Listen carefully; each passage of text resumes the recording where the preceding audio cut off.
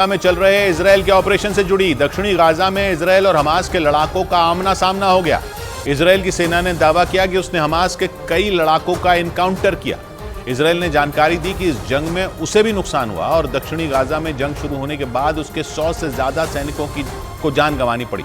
लेकिन इजराइल के मुताबिक उसने हमास को इससे ज्यादा नुकसान पहुंचाया, क्योंकि इजराइल की सेना दक्षिणी गाजा और उसके आसपास के इलाकों में हमास की हर हरकत पर नजर रख रही है।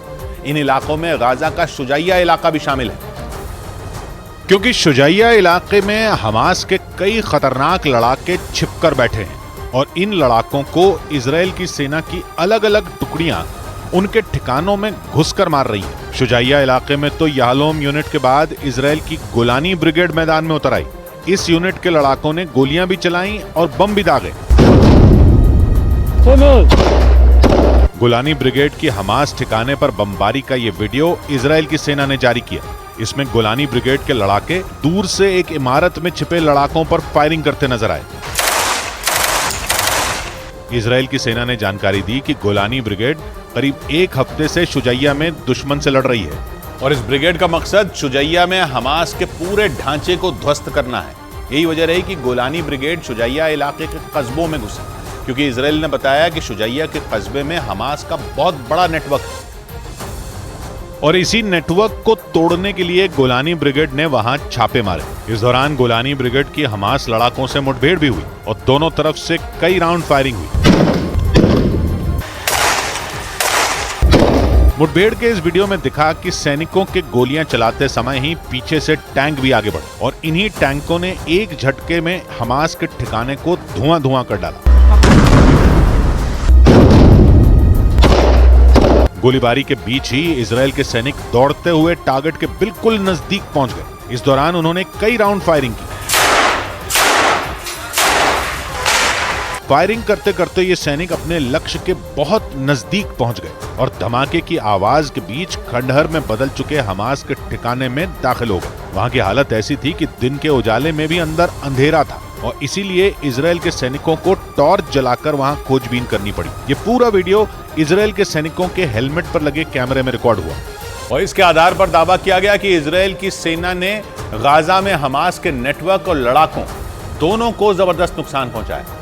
इस काम की जिम्मेदारी इजराइल ने गाजा में जंग लड़ने में माहिर टुकड़ियों को दी और गोलानी ब्रिगेड को अपने मिशन का हिस्सा बनाया। इस टुकड़ी को खास तौर पर गाजा में जंग लड़ने के लिए ही बनाया गया था और इस वक्त गोलानी ब्रिगेड वही कर रही है। इजराइल की गोलानी ब्रिगेड पैदल सैनिकों की टुकड़ी है और इस टुकड़ी ने 1948 के बाद कई युद्ध लड़े। 1956 की जंग में गोलानी ब्रिगेड जॉर्डन, लेबनान और मिस्र से भिड़ गई थी। लेबनान और इजराइल की पहली जंग में भी गोलानी ब्रिगेड की बड़ी भूमिका रही और अब ये ब्रिगेड हमास के खिलाफ इजराइल की सबसे बड़ी जंग का हिस्सा बन चुकी है और दक्षिणी गाजा के पास शुजाइया इलाके में जंग लड़ रही है। शुजाइया इलाका हमास के अहम ठिकानों में एक माना जाता है और गाजा की सलाल दीन सड़क के आसपास फैला हुआ है। सलाल दीन सड़क उत्तरी और दक्षिणी गाजा को जोड़ती है और इजराइल ने दावा किया कि उसके सैनिक इस हिस्से में भी सक्रिय हैं और इजराइल ने वहां हमास की कमर तोड़कर रख दी। दक्षिणी गाजा में तो आमने सामने की लड़ाई हो रही है और इजराइल के सैनिक हमास लड़ाकों को ढूंढ कर उनका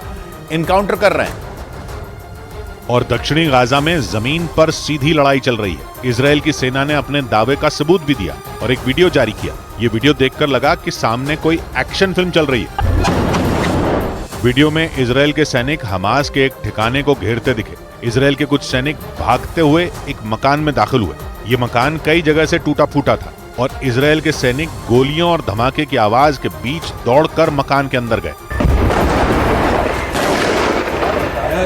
इजराइल की सेना ने दावा किया कि यह वीडियो दक्षिणी गाजा के खान यूनिस इलाके का है और इजराइल के सैनिक खान यूनिस में हमास के लड़ाकों का एनकाउंटर कर रहे हैं, क्योंकि खान यूनिस दक्षिणी गाजा का वो इलाका है जहां एक दो नहीं बल्कि हमास के कई कमांडरों का ठिकाना है और वीडियो में दिखाया गया ऑपरेशन भी हमास कमांडरों की तलाश में ही चलाया गया। वीडियो में दिखा कि जैसे ही इजराइल के सैनिक मकान में दाखिल हुए उन्हें अंदर से कुछ आवाजें सुनाई दी और उन्हीं आवाजों को सुनकर इजराइल के एक सैनिक ने पहले अंदर बम फेंका और जैसे ही धमाका हुआ उसने ताबड़तोड़ गोलियां चलानी शुरू कर दी।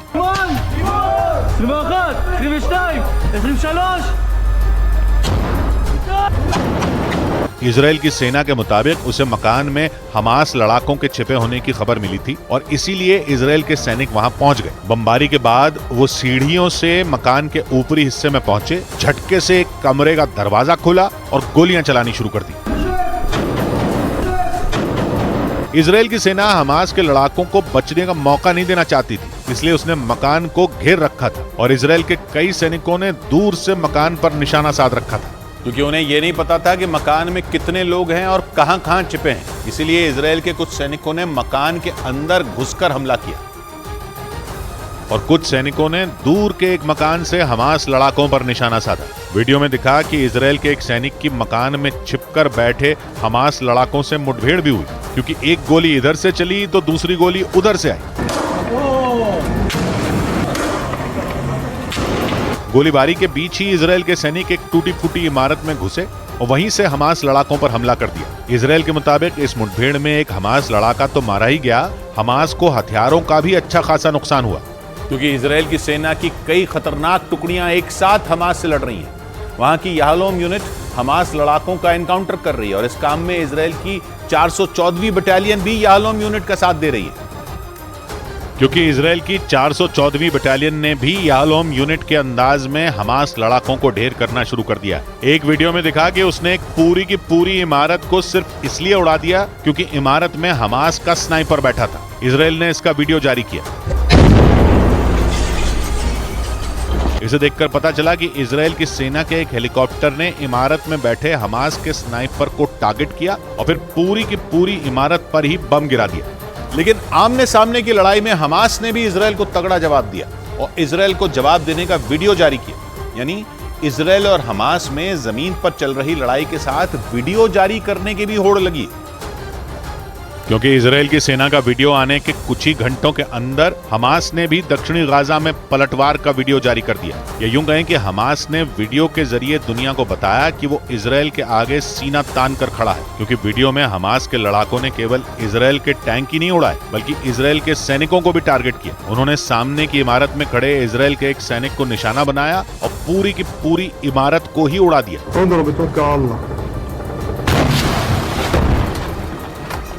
हमास यही नहीं रुका बल्कि उसने इजराइल के एक टैंक को भी टारगेट किया और एक झटके में उसे खत्म कर दिया।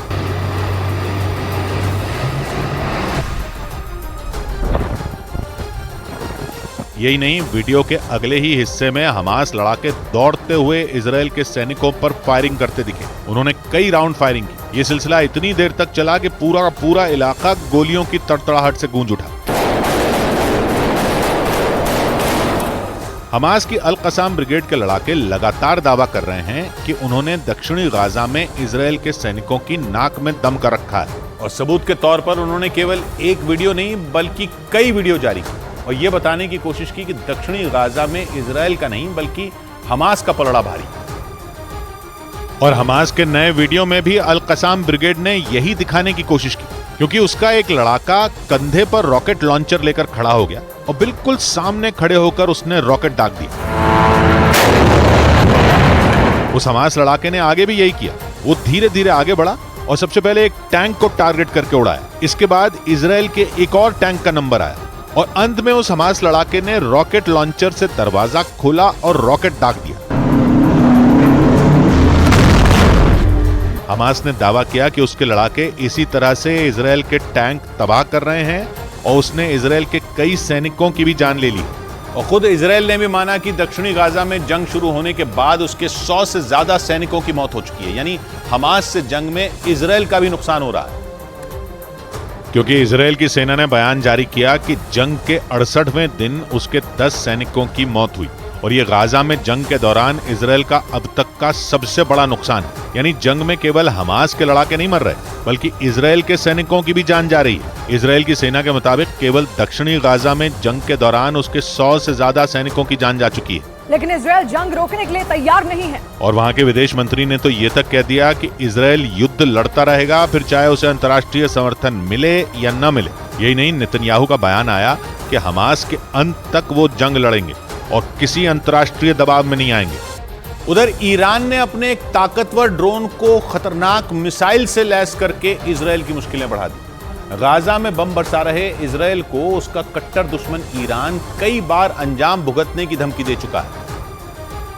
और जंग में इजराइल के खिलाफ हमास का समर्थन करने वाला ईरान अपनी सैन्य ताकत भी तेजी से बढ़ा रहा है। ऐसा इसलिए क्योंकि माना जा रहा है कि इजराइल के खिलाफ किसी भी कार्रवाई से पहले ईरान अपनी तैयारियों को चाक चौबंद कर लेना चाहता है। इसी बीच ईरान के मीडिया ने दावा किया कि वहां की सेना ने अपने घातक ड्रोन कर्रार को विध्वंसक मिसाइल मजीद से लैस कर दिया और उसकी वजह से ईरान के ये ड्रोन पहले से भी ज्यादा खतरनाक हो गए। यानी ईरान के कर्रार ड्रोन ने निगरानी के साथ साथ अब दुश्मन पर भीषण हमला करने की ताकत भी हासिल कर ली। ईरान का दावा है कि हवा से हवा में मार करने वाली उसकी मजीद मिसाइल 8 किलोमीटर की दूरी पर मौजूद दुश्मन को पलक झपकते ही तबाह कर सकती है। और माना जा रहा है कि इस खतरनाक मिसाइल को कर्रार ड्रोन से लैस करके ईरान ने इजराइल के लिए खतरा बढ़ा दिया, क्योंकि ईरान का यह ड्रोन लंबी दूरी तक उड़ान भरने के लिए जाना जाता है और अपने साथ बड़े पैमाने पर गोला बारूद भी ले जा सकता है। ईरान के मीडिया के मुताबिक कर्रार ड्रोन ईरान के दूसरे ड्रोन के मुकाबले आकार में काफी बड़ा है। इसकी लंबाई 13 फीट और चौड़ाई 8 फीट से ज्यादा है और इसकी वजह से इसमें हथियारों को रखने के लिए ढेर सारी जगह मिल जाती है। ये अपने साथ करीब 250 किलो वजनी गोला बारूद और मिसाइल लेकर उड़ान भर सकता है। हालांकि ईरान चाहकर भी इस ड्रोन की मदद से अपनी सरहद से इजराइल पर सीधा वार नहीं कर सकता, क्योंकि उसका कर्रार ड्रोन करीब 1000 किलोमीटर की दूरी तक ऑपरेशन को अंजाम देने में सक्षम है, जबकि इजराइल और ईरान के बीच करीब 2300 किलोमीटर लंबा फासला है। ऐसे में आशंका जताई गई कि ईरान मिसाइल से लैस उस ड्रोन को हिजबुल्लाह जैसे चरमपंथी संगठनों को दे सकता है और वो इनके जरिए इजराइल पर हमले कर सकते हैं, क्योंकि ईरान की कई चेतावनियों के बाद भी इजराइल की सेना गाजा पर हमले रोकने को तैयार नहीं दिख रही। बल्कि उत्तरी गाजा के बाद दक्षिणी गाजा पर भी इजराइल की सेना चौतरफा हमले कर रही है। इजराइल ने वहां हमास के सैकड़ों ठिकानों को मिट्टी में मिलाने का दावा किया, लेकिन ईरान ये आरोप लगाता आया है कि इजराइल की फौज गाजा में बेगुनाह लोगों पर जुल्म ढा रही है और इसी वजह से ईरान इजराइल को कई बार गाजा में हमले रोकने की चेतावनी दे चुका है। 2 रोज पहले तो ईरान के विदेश मंत्री ने इजराइल को अंजाम भुगतने की धमकी तक दे डाली और दावा किया कि अगर इजराइल ने जल्द ही गाजा पर हमले नहीं रोके तो जंग की आग पूरे पश्चिम एशिया में फैल जाएगी। हालांकि ईरान से लगातार मिल रही धमकियों के बावजूद इजराइल ने गाजा से अपने पैर पीछे नहीं खींचे। इसी बात से ईरान भड़का हुआ है। दावा किया गया कि इजराइल को सबक सिखाने के लिए ईरान हिजबुल्लाह और हूथी लड़ाकों को मिसाइलों से लैस ड्रोन समेत कई खतरनाक हथियार सप्लाई कर सकता है, क्योंकि माना जा रहा है कि ईरान इजराइल के साथ सीधी जंग लड़ने का जोखिम नहीं मोल लेना चाहता। और ऐसा इसलिए क्योंकि ईरान ये बात अच्छी तरह जानता है कि अगर उसने इजराइल पर धावा बोला तो इजराइल का दोस्त अमेरिका भी उसकी मदद के लिए जरूर आएगा।